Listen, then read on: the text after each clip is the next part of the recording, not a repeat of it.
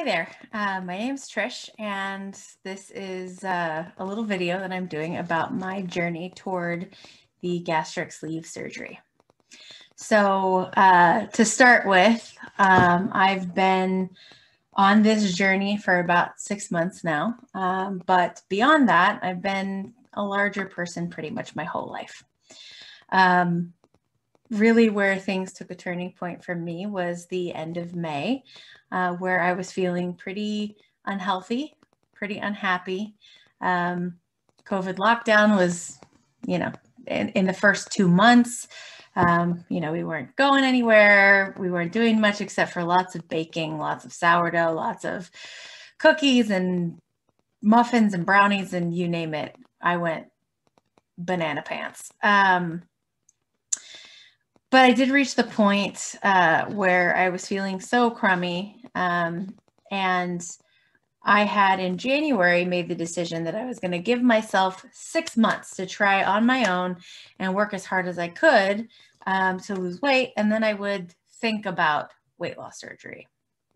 My sister had weight loss surgery a few years ago, so it's something that I didn't really consider to begin with, but definitely was getting to the point that I thought I needed help. So fast forward from January to May, where again, we're in lockdown and everybody's baking, and I gained 20 pounds. And I stepped on the scale and had a really scary moment. The last weigh-in I had that was my highest was actually June 13th, 2020. I weighed in at 395 pounds, the most I've ever weighed, and had a moment of panic. And then I went for a walk with my best friend, and he stopped me and essentially told me that he didn't want his best friend to die because of food. And it was like the last straw. It's the thing that kind of broke the dam. So on June 23rd, I had an appointment with my primary care physician to tell her that I would like a referral to a weight loss surgery program. Going into it, I knew that I would likely have to do some kind of weight loss program leading up, and that's exactly what I went through. So started researching surgery immediately, around that time, looking up what the surgery actually looks like, videos of the surgery, what they do, the different types of surgery available, and really the end of June was really kind of the time frame where things started to take off. So met with the surgeon, met with the dietitian that I was assigned to, found out that my insurance required 6 months of every month having some type of training or check-in with either your primary care physician or a medically supervised weight loss program. So I did it. And at the time, I remember thinking how long 6 months was and could I really stick with it for all that time? Fast forward to today. I am down 80 pounds pre-surgery. My surgery is actually scheduled for tomorrow morning at 7:30. It's about 6 o'clock in the evening right now, the night before surgery. And I feel very nervous, very excited. But something that struck me was I've had a lot of people asking me what I've been doing. How did I do this? How am I so successful?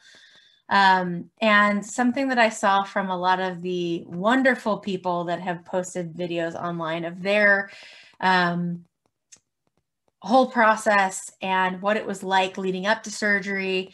The one thing I noticed is that very, very many of them had regain issues and stalls. And I noticed through some of their lead up to surgery, some of the same behaviors that I tried not to fall into those same pitfalls. So what I'm hoping to do is, for those of you that are interested, talk about how I got where I am now, and then some of the things to avoid for those that are thinking about going through surgery, and how to be the most successful. Now, every person is different, but I do think that there are some things that I did early on that really helped set me up for success and can do the same for you. So here goes. So how did I lose 80 pounds in 6 months? Let me start off by saying I was always one of those people that thought that I had no willpower when it came to food. That it never stuck in my mind that I could set my, I could achieve anything I set my mind to. That mentality has changed completely. I immediately was lucky enough to have one of my mentors that I worked for. She decided to go and get her life coaching certificate and needed volunteers to receive life coaching sessions for a nominal fee. And it just so happened to line up with me starting this process. So not only did I have a program where I had a surgeon lined up, a dietitian, I also had a life coach. The very beginning of my process meant a lot of testing, including psychological testing, which, if it isn't required for everyone, should be. I think it's really important. But beyond that, having the life coach gave me tools that applied not just for weight loss, but also for everything else in my life. And it really changed my perspective on a lot of things about perfectionism and being okay with, not being perfect 100% of the time or ever, because that's not reality. So all of that to say, I think having the life coach or going and seeking therapy in some cases, or both, is critical to this process. I really attribute my success thus far to dealing with the mental and emotional triggers that drove me to food and to make bad choices first. I knew that interrogating my own feelings, my own beliefs about food, was critical to me being successful. I also recommend watching a lot of My 600-Pound Life, because you learn a lot about what not to do and a lot about what you should be doing in order to be successful for those overweight looking to lose a large amount of weight. So some of the first things I did was start small exercising. I had been pretty hardcore exercising before the pandemic struck, but definitely did absolutely nothing once we were in the heat of it in the beginning. So I started walking just around the neighborhood. I'd walk my dog for 15, 20 minutes every day, kind of a slow pace. And yes, it hurt in the beginning. My joints hurt, my feet hurt. I invested in new shoes. I recommend that too, to get some good walking/running shoes. I started tracking my food intake. So I recommend finding a good app that you can track food. I use Lose It. I found that the catalog is really, really broad. There's lots of foods in there. You can scan foods. It really, in the time that it takes me to log my food, literally I make the food, I sit down. I will sometimes log food while I'm eating because it kind of makes me go a little slower. It doesn't take a lot of time out of my day, and you would be shocked how many calories you're actually taking in every single day.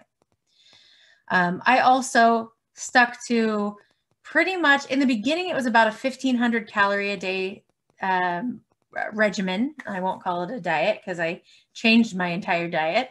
And then over time, I actually adjusted that down to 1,200 because I found that that actually worked best for me, that I was still able to get what I needed and feel satisfied and full, and be successful.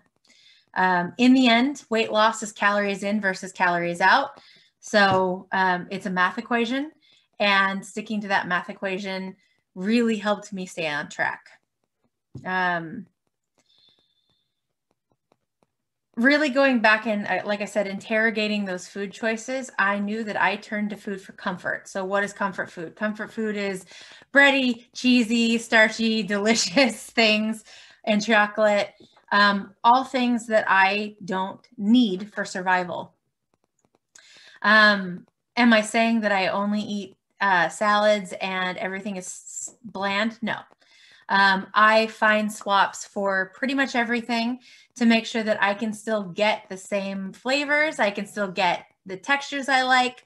I just make better choices that are lower carb and higher nutrient count, because that's what matters most. So that's the other thing, is find foods you like that are healthy, that will keep you within those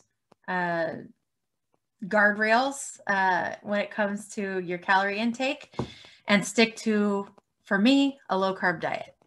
What do I mean by low carb? I try and take in anywhere between 25 to 30 total net carbs a day. Net carbs are your total carbs minus fiber. It can also be minus some sugar, alcohols, and things, but I try not to have too much that has that stuff in it. Only because I like to stick to whole, nutritious foods if I possibly can. So yes, I still eat meat.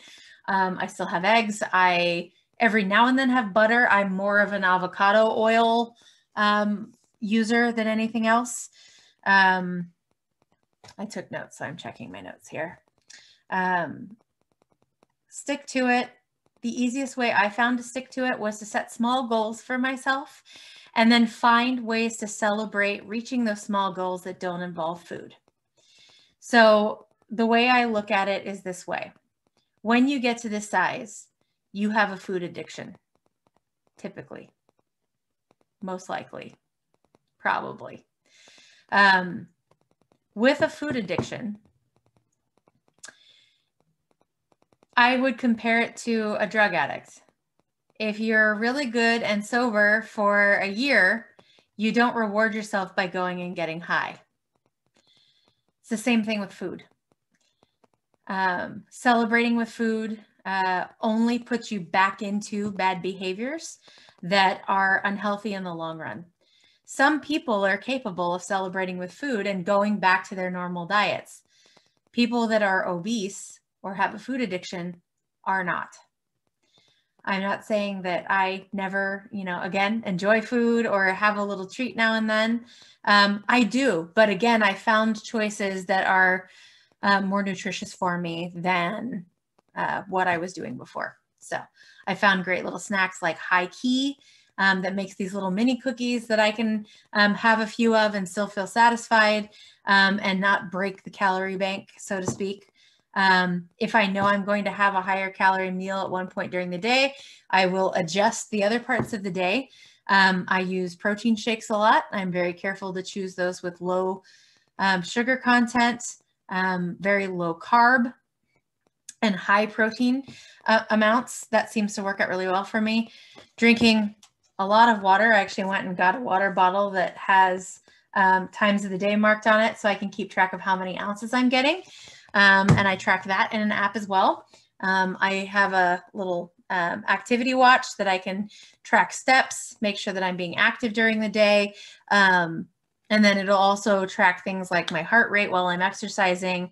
And then, track my exercises as well. So that makes things easy for me. I found that along the way, when I set those smaller goals and reach them, instead of celebrating and falling right off the wagon because I'd done so well, I knew that I had this overall goal that was much larger. So I found it easier for me to stick with that by doing things like maybe I bought myself a little something, like I bought myself a little handbag once I hit 50 pounds. I will probably set aside a little budget to buy myself something else once I hit 100 pounds, which hopefully will be soon since I'm, again, having surgery tomorrow. So I know that was a lot, and I'll try and kind of keep this short.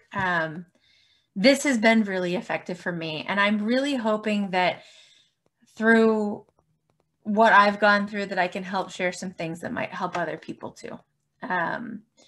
I definitely have had a whole mindset shift with this whole process. I'm happier and healthier, and I know that I've got a couple hard days ahead of me or a couple hard weeks ahead of me post-surgery, but in the long run, I'm really excited about what the future holds, and getting to a healthier place weight-wise. So even after 80 pounds. The other big thing that I did not do that's kept me on track is I didn't have food funerals. Now, for those of you that have followed other people on weight loss journeys that are leading up to surgery, you'll know exactly what I'm talking about. For those that don't, a food funeral typically is as you're leading up to surgery and you met your weight loss goals, people go and pig out on stuff that they know they're not going to get again. I did not do that.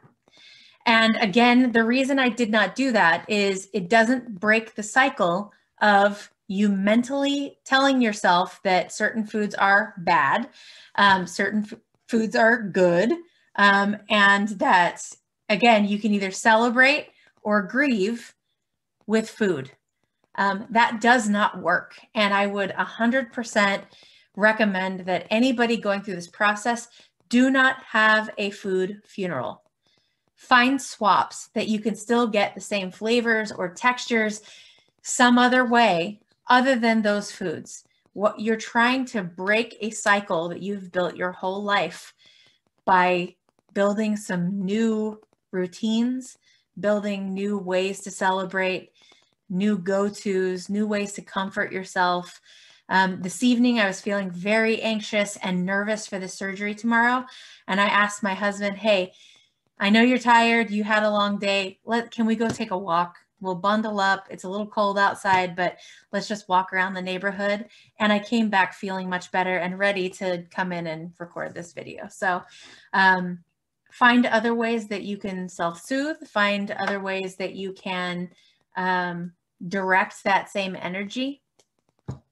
But dealing with this first is how you stay successful.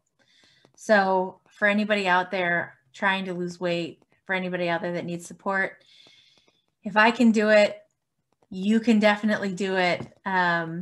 It's all about making the choice to start today, not the tomorrow diet, today. Change your lifestyle today. Change your choices today. Change your thought process today. So I will try and post some more post-surgery to let you guys know how I'm doing, give you more tips if I can. But for now, happy holidays to you, I guess. Good luck to those out there. Thank you to everyone for all of the well wishes and support for the last 6 months and going forward.